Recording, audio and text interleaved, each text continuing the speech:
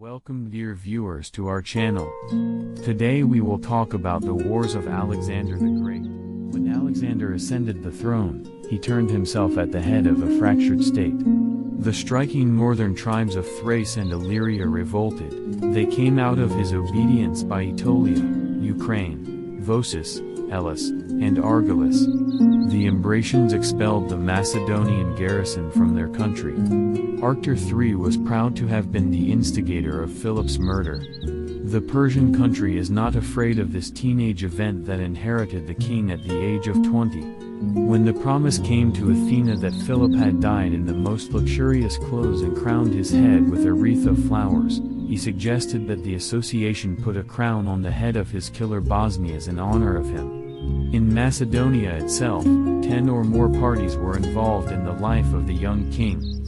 Alexander faced all these difficulties with Casa vigor and past determination that eliminated internal resistance and took the first step towards his great future. When he arrested and killed the leaders of the conspirators inside the country, he headed his army south towards Greece, 336 BC. He was good after a few days.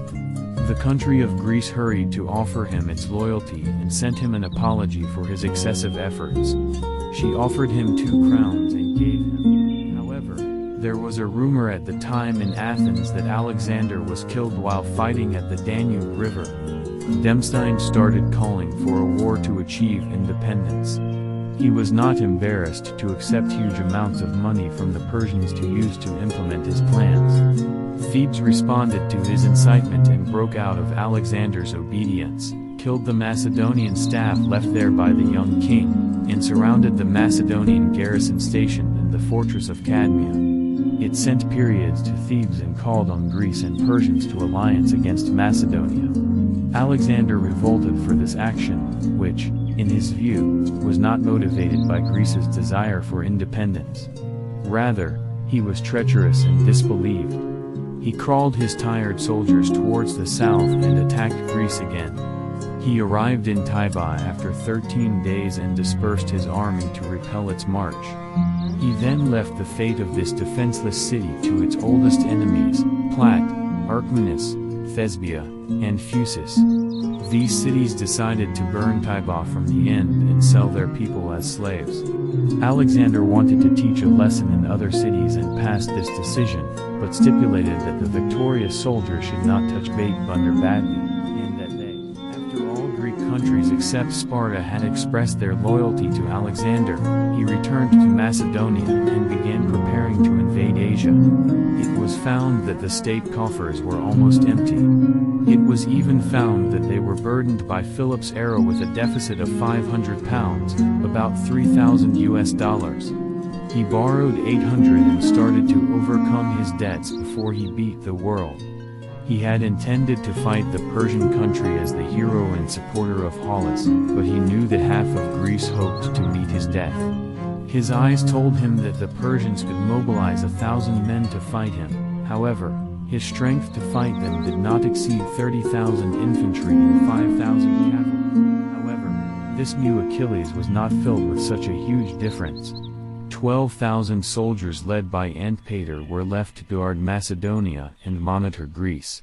In 334 BC, the boldest and most impressive narrative adventure in the history of kings began.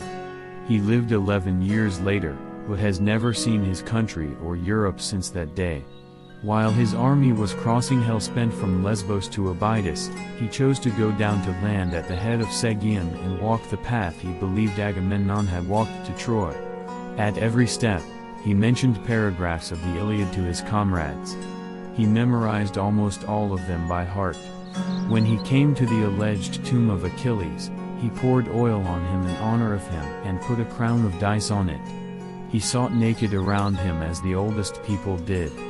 He shouted, what made Achilles happy was that he had such a loyal friend in his life.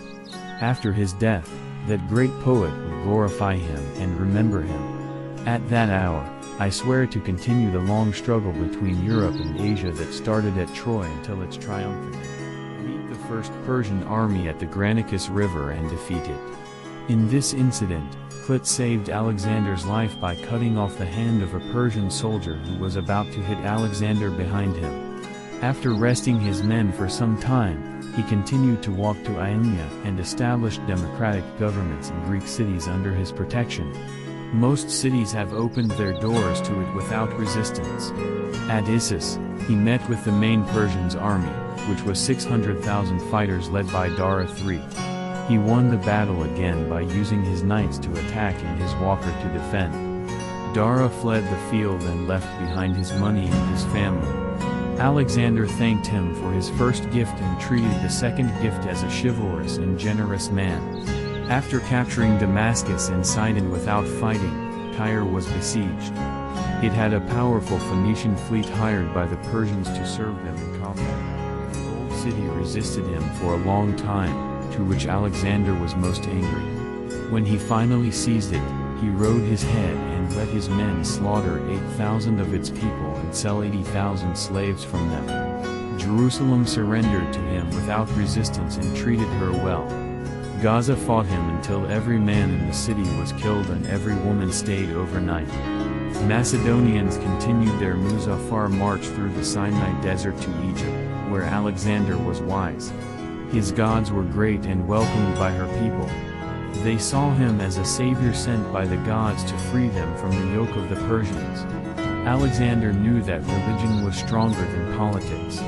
He penetrated another desert into the Siwa oasis.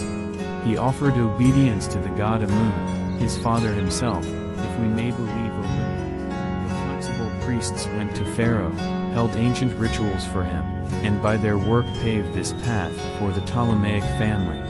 When he did this, he returned to the Nile Valley and seemed to establish a new capital, or perhaps agreed to establish it, at one of the many injured people of the Nile River.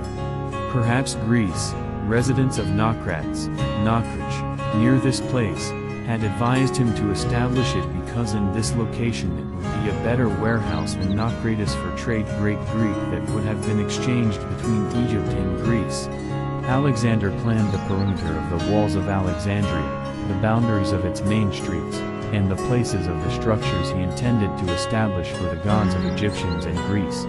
He then left other details to his engineer Dankar. He then returned his army to Asia and met at Jokmela near Arabella with the Dara army consisting of a mix of nations. He was horrified by its large number. He knew that a single defeat would lead to all previous victories. But his soldiers calmed down his splendor and said to him, "Take care of yourself, great master. Do not be intimidated by the large number of enemies, their hands, ears or lost their eyes." Alexander saw them and cried from excessive impact, cut them off agricultural land and singled them out with followers who grew it for them. Alexander was not content with his glory. He tried to do what Cyrus failed to do, to subdue the tribes that were hovering around the borders of the Persian country from the east. Perhaps he hoped that, because of his lack of geographical information, they would find beyond the mysterious and unknown east that Oceania, which is suitable for being a natural limit for the great state which he raised with his sword. When he entered Sagiana, he passed through a village inhabited by the Bernshidi sons who were handed over to Kashiarshe near Miletus the treasures of their temple. He had the idea of revenge for a god who looted his money. He ordered that all her family, including women and children, be killed. By doing this, he punished parents by punishing the fifth generation of children. His wars in Sagiana, Ariana and Bactriana were brutal and useless. He won victory in them, found some gold in their wake and left behind enemies everywhere. His men near Bukhara captured Bessos, the killer of Dara. Alexander raised himself and came to him demanding the blood of the great king. Bessos was beaten with whips until he almost eliminated him. He cut his nose and gave his ears.